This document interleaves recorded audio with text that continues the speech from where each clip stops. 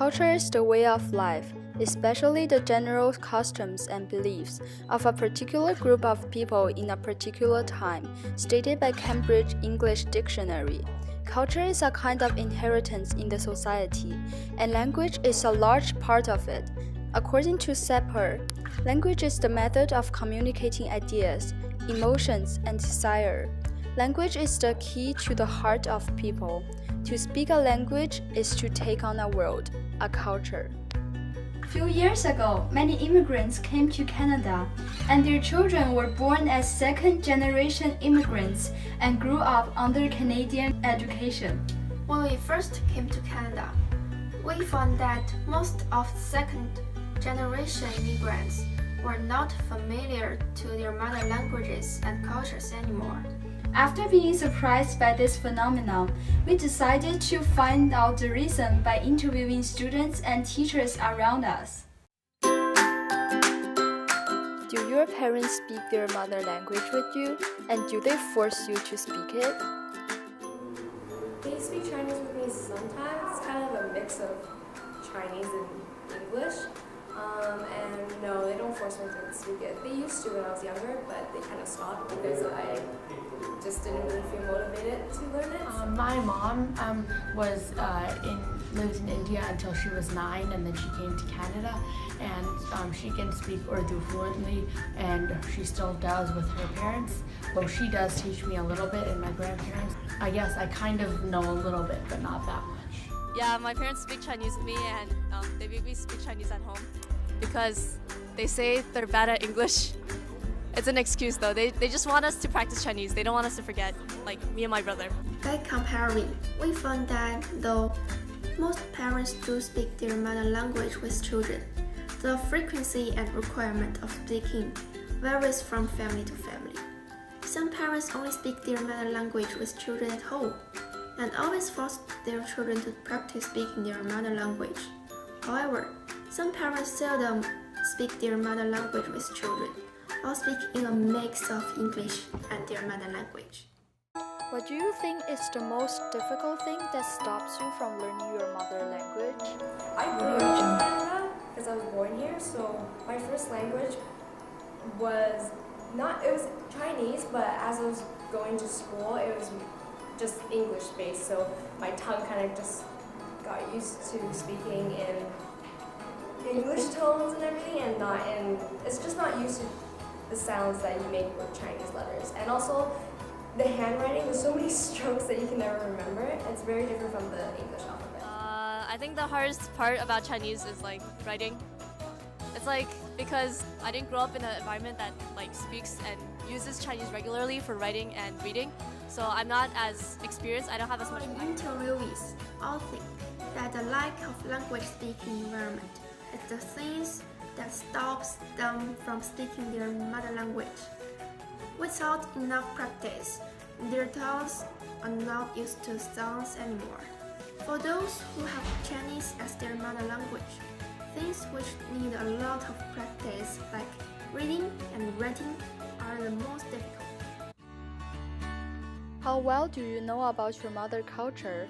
Where do you learn it? From your parents, your friends, or by yourself? I don't really know that well. It's not very expensive. I just know the basics like Chinese New Year and the Moon Festival, and you give out red pockets on Chinese New Year. But I kind of learned them from my parents and people around me, like my friends and like other people who really are very traditional in the Chinese culture.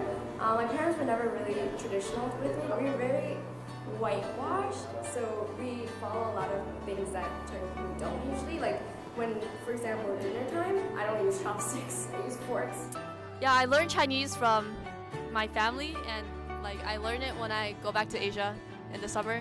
Yeah, I also learned from watching TV shows and dramas because it gives you an idea of what's going on in Asia. And because like my family, I have a lot of family in Asia, and I have friends in like Taiwan and China, so like yeah, gotta keep up with them and see what's going on. Most second-generation immigrants are familiar with some basic traditions of their mother cultures, such as some big festivals and traditional food, which do exist in their family and in their daily life and are included in some conversations. but only a few of them are interested in their mother cultures and know about more extensive cultural traditions. Do you think it is important to know your mother culture and be able to speak your mother language? And yeah, I think it's important to know Chinese culture and be able to speak Chinese because I'm Chinese. Like I feel like I'm obligated to know it because it's my own culture, right? So like if I don't know it, I feel like I'm missing out. I think it's important for everybody to know their languages and their cultures so we don't lose our culture because a lot of people that come to Canada and the US, and especially in Canada, it's known for being a very multicultural country and everything. But I think it's important not necessarily to learn your culture's language, but to learn about different cultures and about different languages so you can become more accepting of different kinds of people. Our interviewees all think that being able to speak their mother language and know about their mother culture are very important. They think that they are obligated to know about their mother culture, and by speaking their mother language, they can communicate better with their siblings.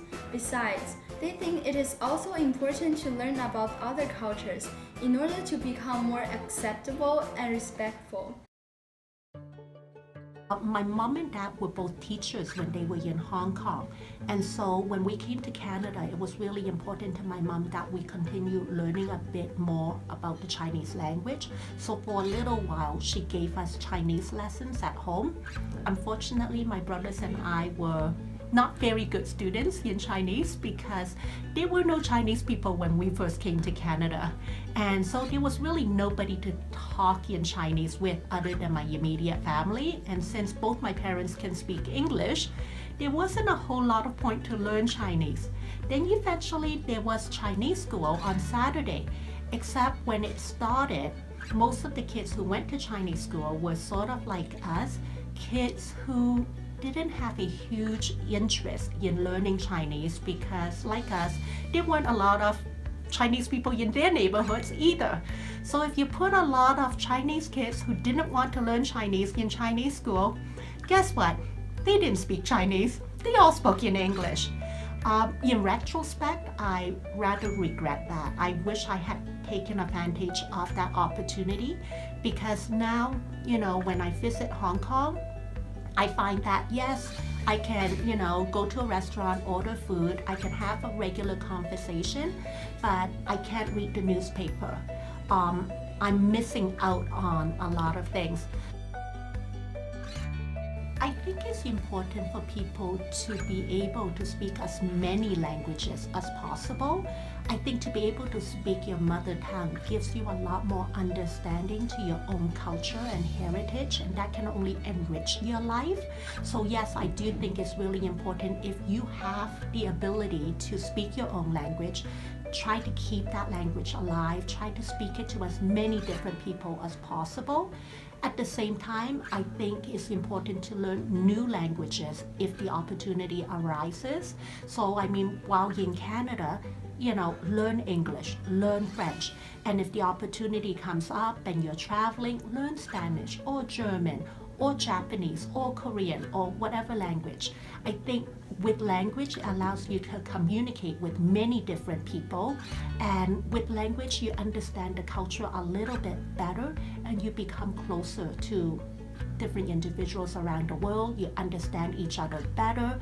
It reduces racism and discrimination. It builds respect and appreciation for each other's cultures. So absolutely, keep your own mother language, teach it to your own kids, and learn new languages as well.